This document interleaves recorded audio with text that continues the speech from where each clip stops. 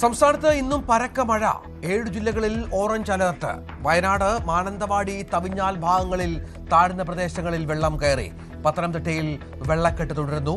Thiruvalla, upper Kuttanad മേഖലയിലെ പല പ്രദേശങ്ങളും വെള്ളത്തിനടിയിൽ. ഇടുക്കിയിൽ ഇടവിട്ട് മഴ ശക്തം.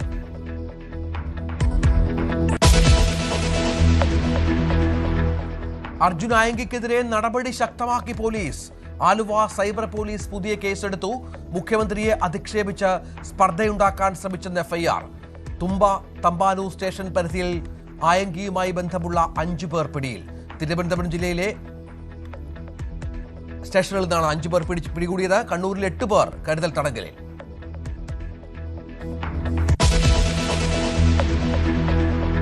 കർണാടകയിൽ രാവിലെ അപകടത്തിൽപ്പെട്ട KSRTC ബസ് ഓടിച്ചത് താൽക്കാലിക ഡ്രൈവർ.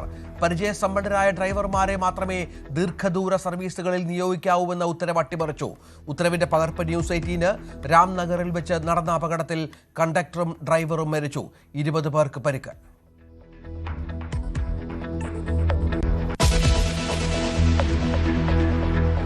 UPI സേവനങ്ങളുമായി ബന്ധപ്പെട്ട അഭ്യൂഹങ്ങൾക്ക് മറുപടിയുമായി payment council of India.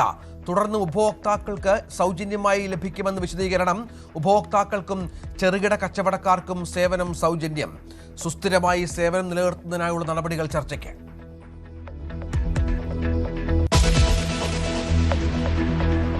Vadakara MDMA ലഹരി മരുന്ന് കേസിൽ അന്വേഷണം നിർണായക ഘട്ടത്തിൽ. മുഖ്യകണ്ണി BRC മുൻ അധ്യാപികയായ കീർത്തനയെന്ന് പോലീസ്. മയക്കുമരുന്ന് ശൃംഖലയുമായി ബന്ധപ്പെട്ട സുപ്രധാന വിവരങ്ങൾ കിട്ടി. 2 ദിവസം ചോദ്യം ചെയ്ത ശേഷം കീർത്തനയെ വീണ്ടും റിമാൻഡ് ചെയ്യും.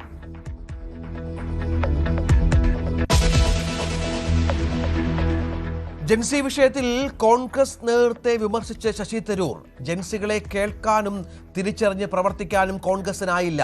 രാഹുൽ ഗാന്ധി വിഷയം ഏറ്റെടുത്തുവെങ്കിലും ഫലപ്രദമായി പ്രതിഫലിപ്പിക്കാനായില്ലെന്നും വിമർശനം.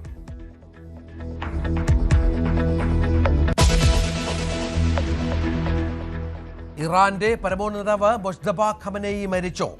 അതീവ ഗുരുതരാവസ്ഥയിലാണെന്ന പ്രചാരണം ശക്തം. മൊജ്തബയെ ആശുപത്രിയിൽ പ്രവേശിപ്പിച്ചിരിക്കുകയാണെന്ന് ഇസ്രായേൽ മാധ്യമങ്ങൾ. ഇറാൻ അധികൃതരിൽ നിന്ന് ഇതുവരെ ഔദ്യോഗിക സ്ഥിരീകരണമില്ല.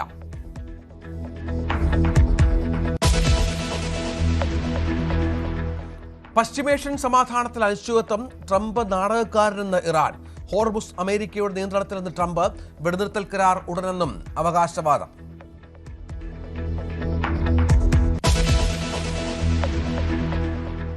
പശ്ചിമേഷ്യ സംഘർഷത്തിനിടെ പാകിസ്ഥാനും സൗദി അറേബ്യയും തുർക്കിയും മെക്ക സംയുക്ത പ്രതിരോധ കരാറിൽ ഒപ്പുവെച്ചു.